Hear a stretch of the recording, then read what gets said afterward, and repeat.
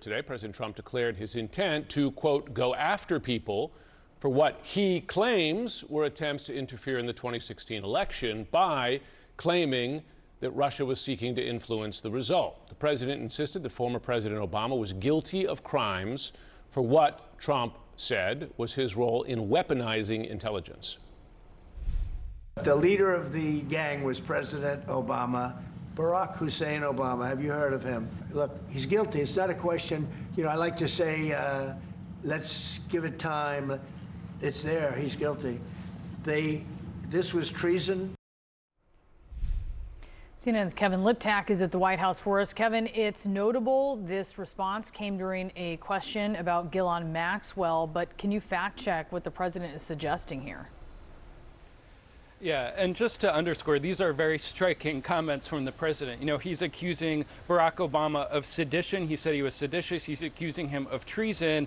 And he says, quote, whether it's right or wrong, it's time to go after people. Clearly, the president intent on using some of this information that was released last week by the Director of National Intelligence, Tulsi Gabbard, to go after his political rivals, chiefly the former President Barack Obama. And just to step back and describe what Gabbard she released information that she says undercut that 2017 intelligence assessment that found that Russia, through a hacking and influence campaign, attempted to influence the result of the 2016 election.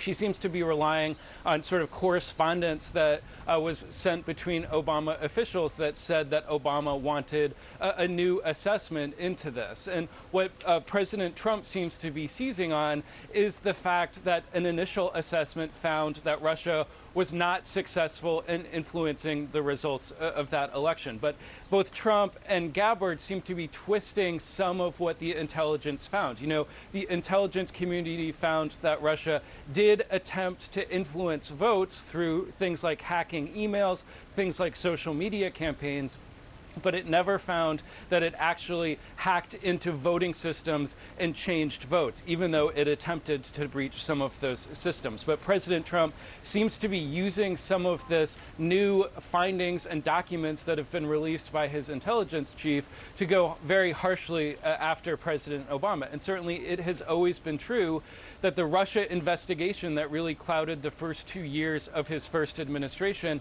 has long been in his head as an attempt to undermine his legitimacy. He has repeatedly called it the Russia hoax. Now the president seems more intent than ever on going after some of the people who he thinks were responsible for it. And just over the weekend, we saw him post quite a striking AI-generated video of President Obama in the Oval Office being arrested by FBI agents. Later, the video depicted Obama sitting in prison in an orange jumpsuit. So very striking imagery, very striking words from President Trump as he tries to use some of this information, one, to go after his rivals, but two, seemingly to try and distract from the Jeffrey Epstein matter. But I think bottom line, when he accuses Obama of treason, when he accused Obama of leading a coup and of being seditious, there's really no evidence in what Gabbard released last week that would back up any of those claims. Yeah, certainly. Kevin Liptak, thank you so much, live for us from the White House. I want to get a bit of a fact check of what Donald Trump just said at the White House from CNN senior reporter Daniel Dale, who joins us now. So President Trump made a lot of claims, Daniel, about former President Barack Obama. But what's the reality? Well, President Trump has a long history of accusing former President Obama of committing crimes while not specifying how exactly those crimes were supposedly committed. So in this case, he kept saying Obama was caught, his name was on a document, didn't specify what Obama was caught doing, and did not say what document he was talking about. So it's a bit difficult to fact check, but I think there's a strong chance he's talking about something highlighted by a Director of National Intelligence, Tulsi Gabbard, that refers to an email post-election in 2016 where the member of the intelligence community said the president had directed the intelligence community to come up with a new assessment of how Russia had attempted to use tools to intervene in the 2016 election. So two things about that. First of all, that is post-election.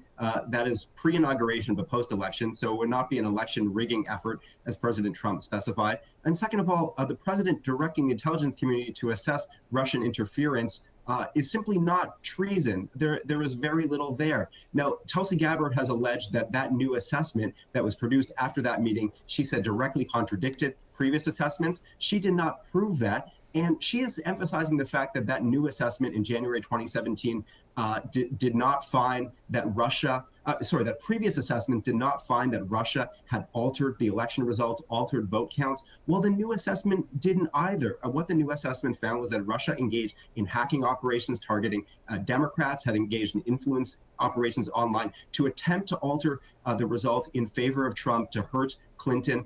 That is not contradictory as far as we know. And a GOP-led Senate Intelligence Committee review of this found that these conclusions were correct and that there had not been political interference by the Obama administration. So look, there continues to be analysis by this current administration of what happened back then. But what we have so far from Ms. Gabbard, from President Trump, simply does not come close to proving that President Obama committed any crimes here.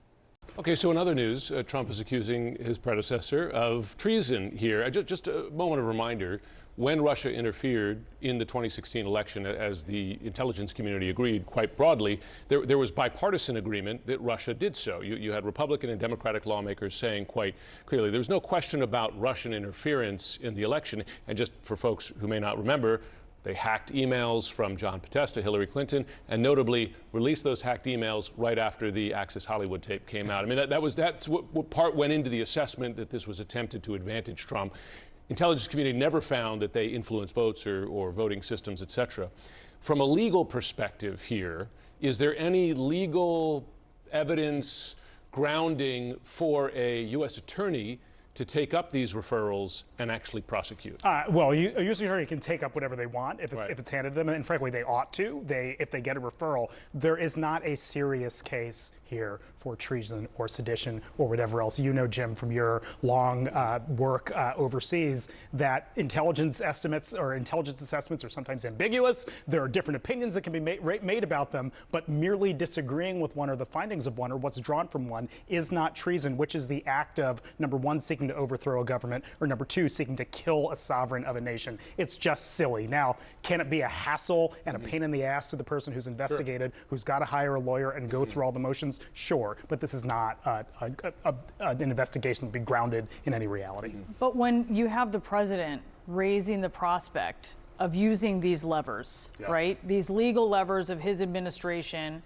I mean, what is the risk in that? Just remind us. No, you know what I think the risk is? It's public misinformation. I think people do not know what treason is or what sedition is or what any crime is. And they hear the words from someone in a profound position of authority who can get in people's heads and say, wait a second, I think those guys actually did try to commit acts of treason. So more than anything else, it's bad civics for the population that just doesn't understand these very hard legal questions. There's that old saying that a prosecutor could indict a ham sandwich, right? If they go before a grand jury, essentially a one-sided affair. Right.